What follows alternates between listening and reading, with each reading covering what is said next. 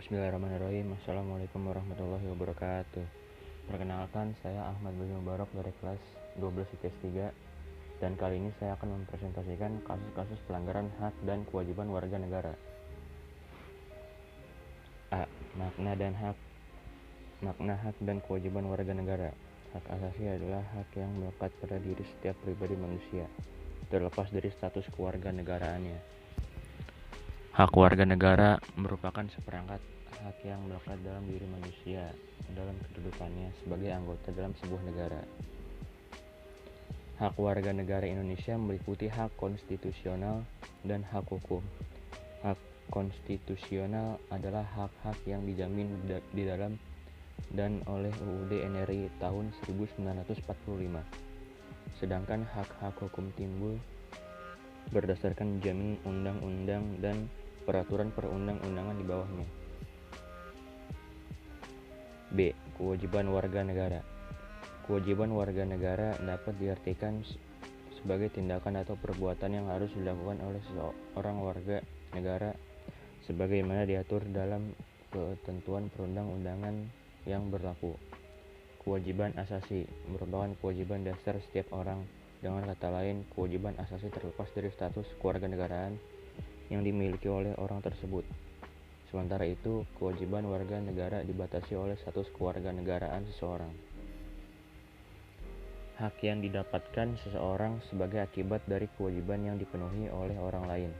Misalnya, seorang pelajar mendapatkan ilmu pengetahuan pada mata pelajaran tertentu sebagai salah satu akibat dari dipenuhinya kewajiban oleh guru, yaitu melaksanakan kegiatan pembelajaran di kelas. C. Substansi hak kewajiban warga negara dalam Pancasila. Hubungan antara hak dan kewajiban negara dengan Pancasila. Sila Pancasila pertama.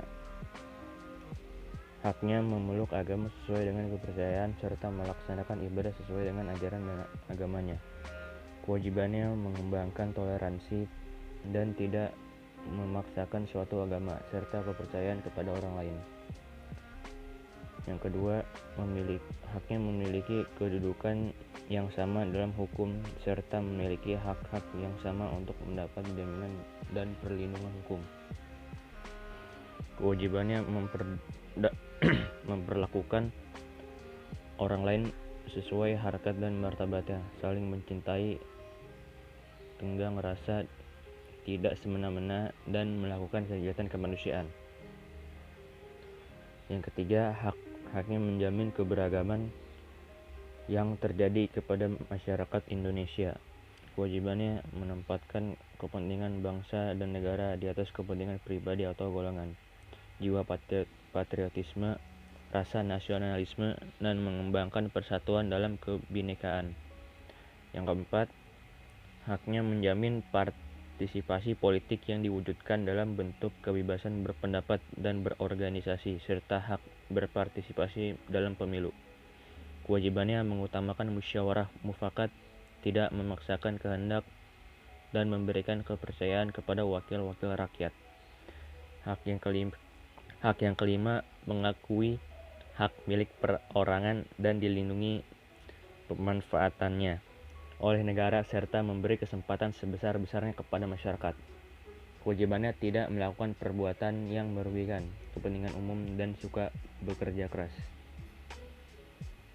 B. Berdasarkan nilai instrumental.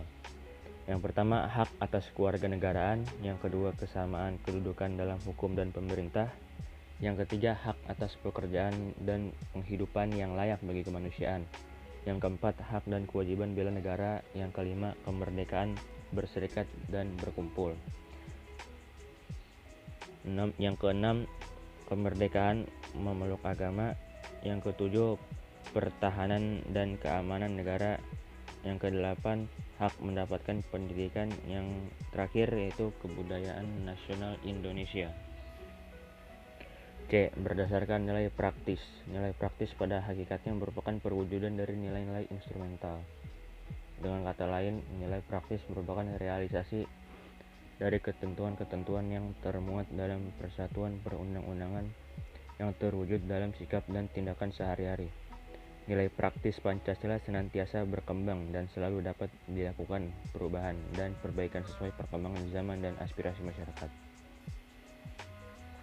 Kasus pelanggaran hak dan pengingkaran kewajiban warga negara. Faktor-faktor penyebab terjadinya pelanggaran dan hak pengingkaran kewajiban warga negara, yaitu sikap egois, kesadaran berbangsa dan bernegara yang rendah, munculnya sikap intoleran, adanya penyalahgunaan kekuasaan, aparat penegak hukum yang kurang tegas, dan adanya penyalahgunaan teknologi. Kasus pelanggaran hak warga negara.